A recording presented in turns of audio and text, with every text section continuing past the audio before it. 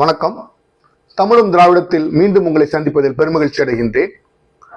கடந்த பதிவில் நாம் தமிழகத்தின் அறங்களாக திறந்த மூவேந்தர்களை குறித்து பார்த்தோம். இந்த பதிவில் நாம் தமிழின் பெருமையாம் 3 சங்கங்களை குறித்து பார்ப்போம். மூவேந்தர்கள், 3 சங்கங்கள். 3 என்ற அந்த எண் தமிழுக்கு ஒரு ராசியான எண் போலும். முதலில் சங்கம் என்ற வார்த்தை சரியா என்பதை நாம் ஆராய்ந்து பார்க்க வேண்டும். 3 சங்கங்கள் என்று நாம் பெருமைப்பட கூறுகின்றோமே, அவை உண்மையாவே சங்கங்களாக தான் இருந்திருக்க வேண்டுமா? என்னுடைய கருத்து, அதன் பெயர்கள் நிச்சயமாக சங்கம் என்று இருந்திருக்காது. ஏனென்றால் சங்கம் என்பது ஒரு வடமொழி சொல். வடமொழியின் உரிமையாளர்களான ஆரியர்களே இந்தியாவிற்குள் வந்த காலம் கிமு 1500 தான். அதற்கு முன்பு அவர்கள் இந்தியாவிற்குள் காலடி எடுத்து வைக்கவில்லை. இந்தியா என்று நாம் கூறும் பொழுது இன்றைய பாகிஸ்தான் பகுதியைத்தான் நாம் கூற வேண்டியிருக்கின்றது. அதற்குள் அவர்கள் காலடி எடுத்து வைத்த காலமே கிமு 1500 தான். ஆனால் முதற் சங்கத்தின் காலமோ கிமு 9600. ஒரு சமஸ்கிருதம் என்ற மொழி இந்தியாவிற்குள் வருவதற்கு முன்பே எப்படி அந்த சங்கத்தின் பெயர் சங்கம் என்று இருந்திருக்க முடியும்? அதனால் அதை சங்கம் என்று நாம் அழைப்பதே தவறு என்பதுதான் என்னுடைய கருத்து. அதை நாம் புலவர்கள் கூட்டமைப்பு என்றோ அல்லது கூடல் என்றோ நாம் கூறலாம். கூடல் என்றால் மீட்டிங் பாயிண்ட் என்று ஆங்கிலத்தில் கூறுவார்களோ அதன் பொருள். இதுதான் சங்கத்தின் வரலாறு. சரி, சங்கம் என்ற பெயர் அப்படி என்றால் எப்படி வந்தது? சங்கம் என்ற பெயர் முதலில் தேவாரம், திருவிளையாடற் புராணம், இறையனார் அகப்பொருள் தான் இதற்கு முக்கியமான காரணம். இவையெல்லாம் கிபி 500 முதல் 8ஆம் நூற்றாண்டு வரை எழுதப்பட்ட புத்தகங்கள். இவற்றில் தான் சங்கம் என்ற பெயர் முதலாக வருகின்றது. இதற்கு முன் இருந்த எந்த சங்க நூல்களிலும் சங்கம் என்ற பெயர் வரவில்லை. நான் அறிந்த வரையில் சங்கம் என்ற பெயர் வரவில்லை.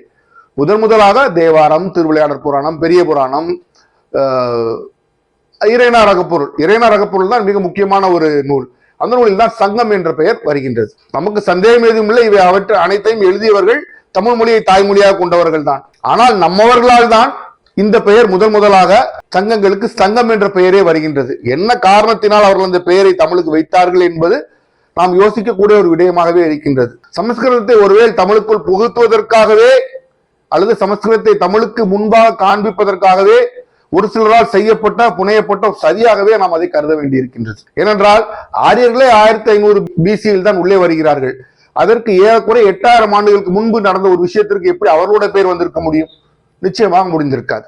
அதனால் நாம் இதை பேரளவிலேயே சங்கம் என்று கொள்ள வேண்டுமே தவிர ஒவ்வொரு தடவையும் அந்த வார்த்தையை நாம் நினைக்கும் பொழுது சங்கம் இல்லை, அதற்கு வேற ஏதோ பெயர் இருந்திருக்க வேண்டும் என்பதை நாம் கொள்ள வேண்டியதாக இருக்கின்றது. அதனால் 3 சங்கங்கள் என்று நாம் கூறும் பொழுது அவைகளை உண்மையான பெயர் 3 சங்கங்கள் என்று இருந்திருக்காது. சரி, அதை அவ்வாறு விட்டுவிட்டு இந்த 3 சங்கங்களுக்கு நாம் வருவோம். இந்த பதிவில் நாம் சங்கம் என்ற பெயர் சரியா என்பதை முன்பு நாம் அலசி ஆராய்ந்து விட்டோம். இந்த பதிவில் நாம் 1ஆம் சங்கத்தை பற்றி மட்டும் காண்போம். 1ஆம் சங்கம் என்பது கூடல் மாநகர். அதாவது கூடல் என்பது மீட்டிங் பிளேஸ் என்று கூறியிருக்கிறார். புலவர்களின் கூட்டமைப்பு, அதை கூடல் என்றும் கூறியிருக்கிறார்கள். மதுரை மாநகரத்தில் 1ஆம் சங்கம் நடந்திருக்கின்றது. அது சுமார் 4400 ஆண்டுகள் நடந்திருக்கின்றது. அதாவது கிமு 9500 முதல் கிமு 5200 ஆண்டுகள் வரை நடந்திருக்கின்றது. இதுதான் முதற் சங்கத்தின் காலம். இந்த முதற் சங்கத்தில் 4449 புலவர்கள் இருந்திருக்கின்றார்கள். இந்த சமயத்தில் கோலோச்சிய பாண்டிய மன்னர்கள் 89 பேர். 1ஆம் பாண்டிய மன்னன் கேசினவழுதி, இதில் கடைசி பாண்டிய மன்னன் கடுங்கோன் காலத்தில் மதுரையை கடல் கொண்டு விட்டது. இந்த முதல் சங்கத்தின் கடைசி அரசனான கடுங்கோன் தான் 2ஆம் சங்கத்தின் முதல் அரசன். இதிலிருந்து நாம் என்ன தெரிந்து கொள்வோம் என்றால், பாண்டியர்களுக்கு தமிழ்பால் கொண்ட பற்று தருகின்றது. தொடர்ந்து சங்கங்களை, தமிழ் புலவர்களை ஆதரிக்கும் கூட்டமைப்பை அவர்கள் நடத்தி கொண்டே வந்திருக்கின்றனர். சரி, இந்த சங்கங்களில் உள்ள நூல்கள் ஏதாவது கிடைத்திருக்கின்றனவா? இந்த சங்கங்களில் எழுதப்பட்ட நூல்கள் எதுவும் நமக்கு கிடைக்கவில்லை. ஆனால் பிற்கால இலக்கியங்கள் இருந்து அதன் பெயர்கள் நமக்கு ஒரு சில பெயர்கள் நமக்கு கிடைத்திருக்கின்றன. அவை பெரும்பரிபாடல், முதுகுருகு, முதுநரை, களரியாவிரை என்ற பல பெயர்கள் நமக்கு கிடைத்திருக்கின்றது. ஆனால் இந்த பாடல்கள் எதுவும் இன்று நம் கையிருப்பில் இல்லை. முதற் சங்கத்தில் எழுதப்பட்ட இலக்கியங்கள் எதுவுமே இன்று நம் கையில் கிடைக்கவில்லை. சரி, முதல் சங்கத்தின் தலைமை அகத்தியர் என்று கூறப்படுகின்றது. இது ஆங்கிலத்தில் கான்ட்ரவர்ஷியல் என்பார்கள். தமிழில் சர்ச்சைக்குரிய மிகப்பெரிய விஷயம். ஏனென்றால் அகத்தியர் என்பவர் ஒரு ஆரியர். அந்த அகத்தியர் என்ற ஆரியர் இந்தியாவிற்குள் வந்திருக்க வேண்டும் என்றால் மிக முற்பட்ட காலமாக கூறுவோமானால் கிமு 1500க்கு பின்புதான் வந்திருக்க வேண்டும். கிமு 1500க்கு பின்பு வந்த அகத்தியர் எப்படி கிமு 9600 அவர் பாடல்கள் எழுதியிருக்க முடியும்? இதையும் கூறுவது இறையனார் அகப்பொருள் தான். நம் மொழியை சமஸ்கிருதத்திற்கு பின்னால் தள்ள வேண்டும் என்று முனைப்படுத்தி செயல்பட்டவர்கள் நிறைய பேர் நம்முடைய மொழியை பேசியவர்கள் தான். அதுதான் ஒரு வருத்தற்குரிய செயல். அதனால் வரலாற்று ஆசிரியர்களின் தமிழ் ஆசிரியர்கள், தமிழ் அறிஞர்கள் அகத்தியர் தான் முதற் சங்கத்திற்கு தலைமையேற்றார் என்பதை புறந்தள்ளி விடுகின்றனர். மற்றபடி யாரன் இருந்தார் என்று கூறப்படுகின்றது? கடவுளர்களான சிவன், குபேரன், முருகன் மற்றும் புலவர்கள் என்று கூறப்படுகின்றது. இதில் சிவனும் குபேரனும் நமது கவிஞர்கள் ஏற்றுக்கொள்ளவில்லை. ஆனால் முருகனார் ஒருவேளை இருந்திருக்கலாம். ஏனென்றால் முருகனார் என்று கூறப்பட்டு நாம் கடவுளா என்று வழிபடக்கூடியவர் நம்முடைய முன்னோர் என்பது அனைவருக்கும் தெரியும். நம்முடைய முன்னோராக வழிபடக்கூடிய அளவுக்கு ஒரு பெரிய காரியங்கள் அவரால் செய்யப்பட்டிருக்க வேண்டும். அதனால் நான் அவரை கடவுளாக வணங்குகின்றார். அதனால் இந்த முதற் சங்கத்தின் தலைவராக முருகனே இருந்திருக்க வேண்டும் என்ற சாத்தியம் தான் இருக்கிறது என்று பலர் கூறுகின்றனர். பின்பு ஏன் அகத்தியரை உள்ளே கொண்டு வந்தனர்? இதில் தான் பிற்கால நடந்த சூழ்ச்சி என்று நாம் கூற வேண்டும். இது இறைநாளாக பொருள் மற்றும் பிற இலக்கியங்கள் இது பின்னாலே கூறப்படுகின்றது. கூறப்படுகின்ற அத்தனை இலக்கியம் தமிழ் இலக்கியங்களே.